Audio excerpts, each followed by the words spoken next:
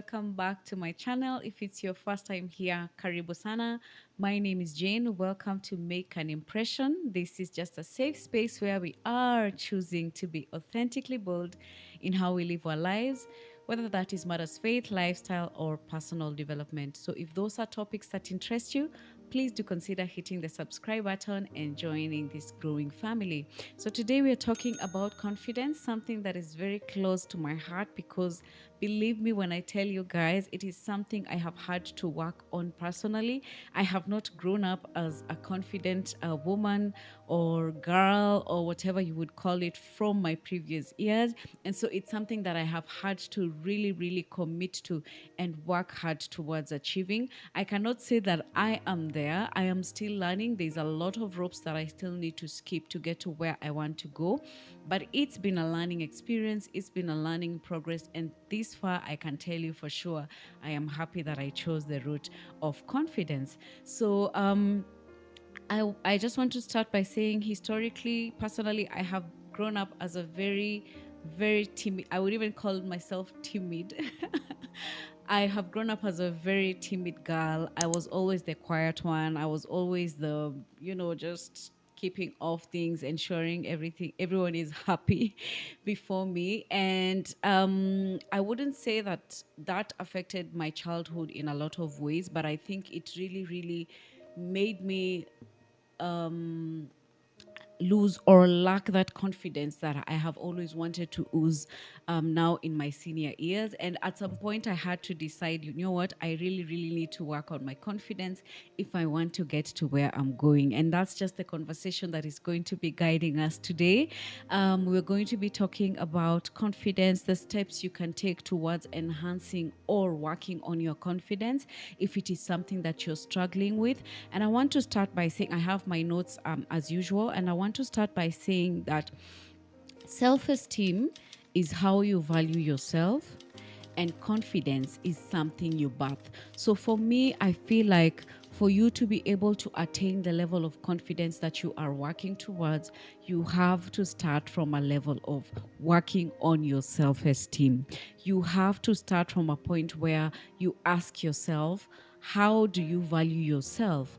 How do you value your integrity? How much value have you placed on yourself?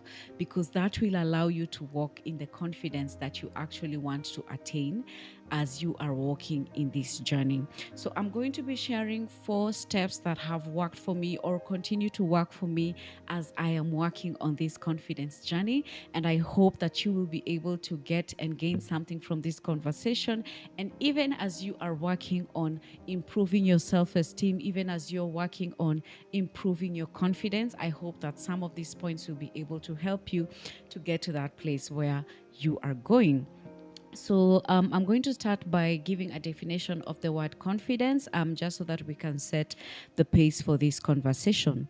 So confidence is a feeling or belief that one can have faith in or rely on someone or something. I'll say that again.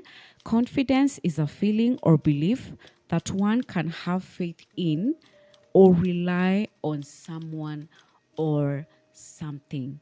So for me, confidence goes hand in hand with the values that you have as an individual, with the values that you believe in as a person, because those things are what sets you the pace for how you're going to be living your life or how you're going to be projecting yourself as you are going on with your day-to-day life.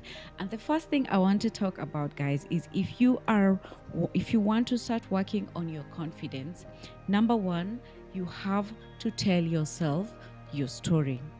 What do I mean by this?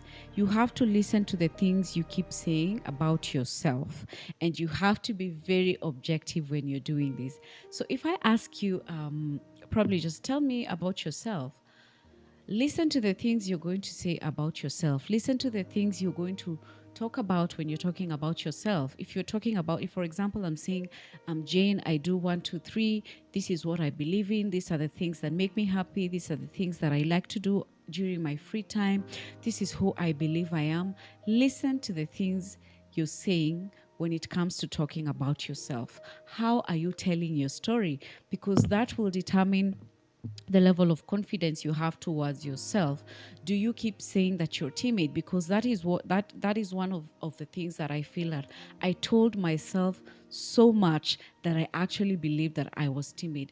And until I had to start reworking, and reworking is not easy, guys. Reworking a story that you have told yourself for more than 20 years is not definitely not something that is going to work overnight. So up until now, I do struggle with that because I find myself trying to fall back into that space where I was comfortable just being, quiet in my own zone, doing my own things. But I have to keep reminding myself that, Jane, you are working on your confidence for a particular reason. And so that has helped me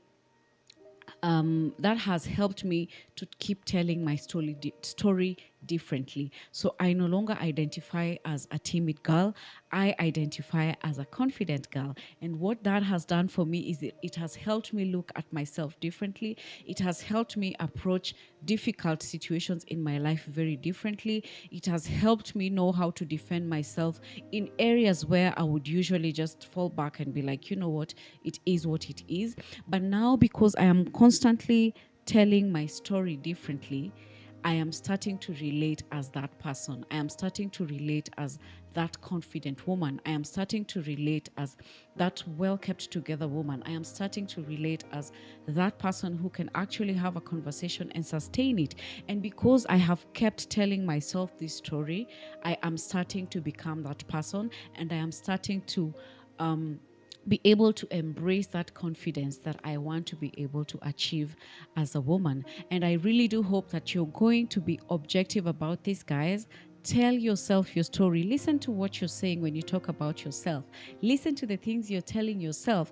Oh, me, I'm just rude. That's how I've grown up, by the way. Mtanizoya evil. It's because it's the story you keep telling yourself. But try and change that a bit. Say, I am confident in the way I approach life. I am confident in the way I speak, and I am not being rude in that regard. I am just speaking out over what I believe. And when you start speaking these positive aspects into your life, what that happens is that it helps build your confidence. It helps you know how to speak for yourself. It helps you know how to present yourself, how to be able to remain grounded in the things that you believe in, because you can confidently speak about them. The other thing I want to relate when it comes to that is you also have to master the art of self-reflection. If you are working on your confidence, you have to learn to be able to listen more and speak less. And that's something that a lot of leaders really struggle with. We want to talk so much that we stop listening.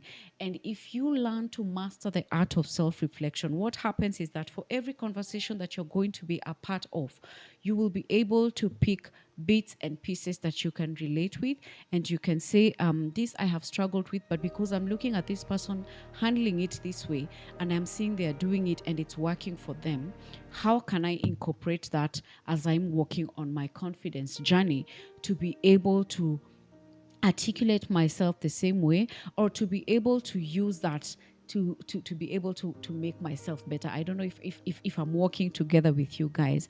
You have to master the art of self-reflection, because that helps you to sit back and ask yourself, when I was speaking in this engagement, what did I not do right? What did I do right? What can I continue improving on? What can I keep because it's working for me? If you're able to work from a point of self reflection, what that does is that it helps you identify your weaknesses.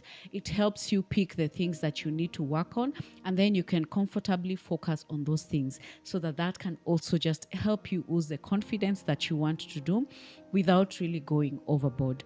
The second one for me, which is has to be the biggest one for this conversation, guys, is you need to love yourself as you do what you do.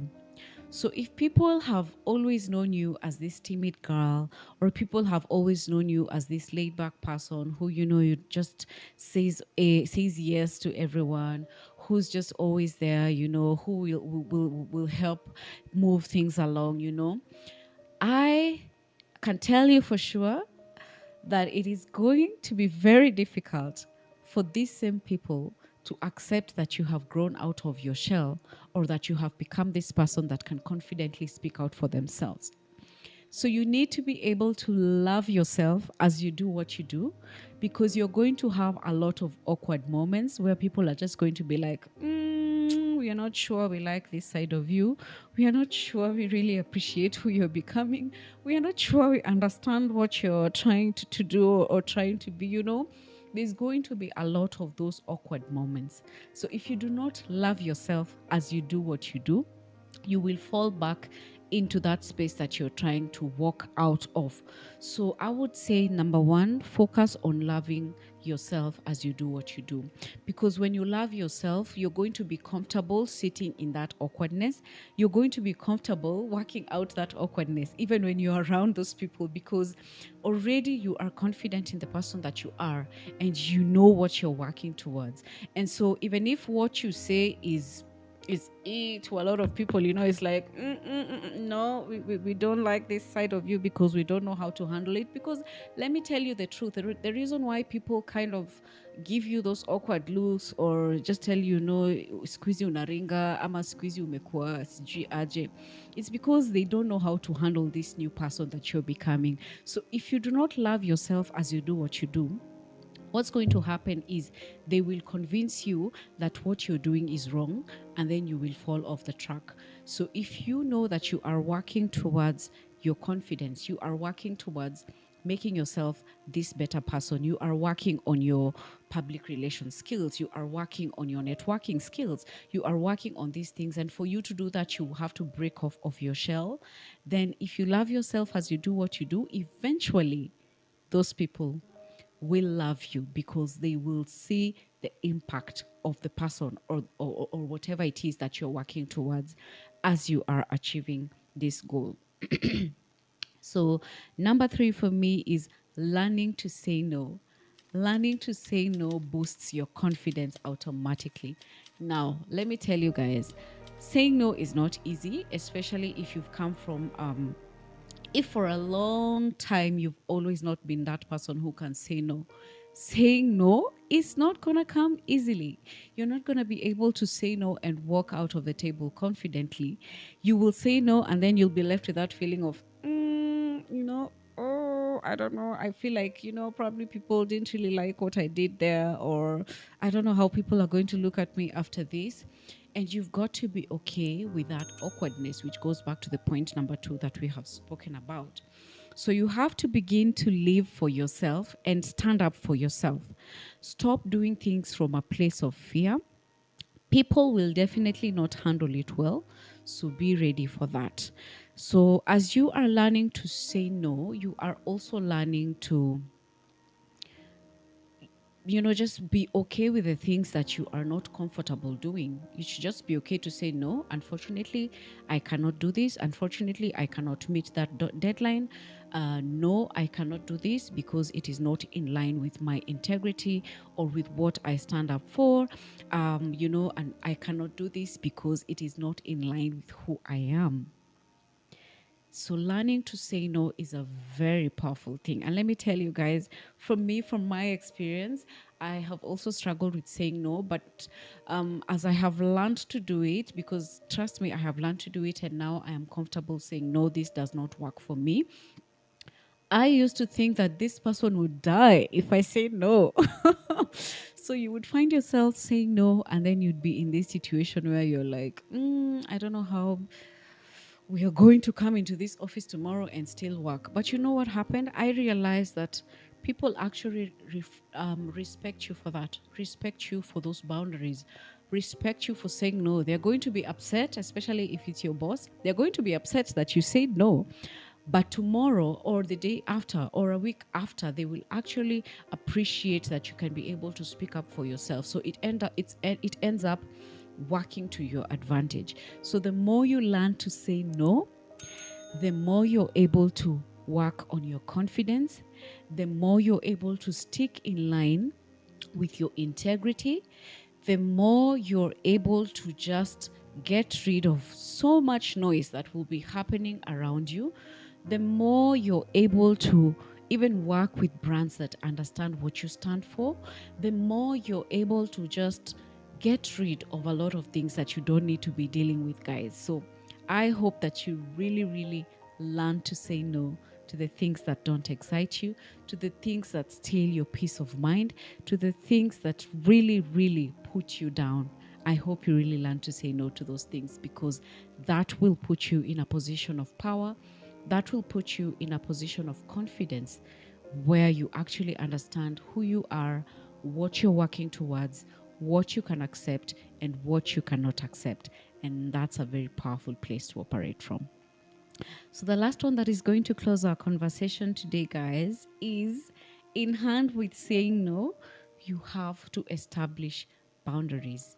If you're working on your confidence, if you're working on the things that you want to project and believe in, you have got to learn to establish boundaries. You have got to learn to want more of the things that make you happy and at peace. The good thing with setting boundaries is that people eventually respect those boundaries. Initially, they're not going to probably respect them, or initially, they will not understand what you're doing or why you're doing what you're doing. But eventually, if you stick to setting your boundaries and you do that respectfully, what did I say? You do that respectfully, people eventually respect your boundaries. So I really do hope that you give yourself the chance, the opportunity to allow yourself to grow your confidence to a point where you are comfortable with who you are comfortable with who you are becoming, that even if anybody on the side would think otherwise, it would not get to you.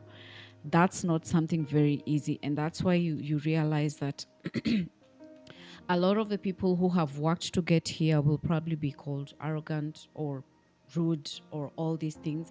But I think as long as you are doing it from a point of respect, you are doing it from a point of self reflection, and you are doing it from a point of just standing on your ground and setting boundaries that are healthy for you, you will be able to work on your confidence so much, and you will be able to be surprised at yourself, because sometimes I'm also surprised at how far I have come. But I know I have had to put a lot of work and a lot of reason and a lot of effort into it. It does not come automatically. It needs you to really work on it. It needs you to really commit to it. And once you do that, I can tell you for sure, whoever is emerging on the other side is a confident woman and a force to reckon with. That's it for today's conversation, guys. If it's your first time here, karibu sana. Please leave a comment in the comment section. Let me know if you have learned from this conversation. Let us know if there's something else that you have implemented when you're working on your confident journey. Let me know if you're new here. You can leave probably a pink heart so that I know that you are new in this space, and so that we can move forward together. Please also subscribe and like this video so that it can reach as many people as possible, and we can be able to assist as many of us to work on our confidence and continue becoming better individuals. Welcome to Make an Impression. As I said in the beginning, this is just a safe space where we are constantly and continuously choosing to be authentically bold in how we live our lives, whether that is matters faith, lifestyle, or personal development. Until the next one, bye.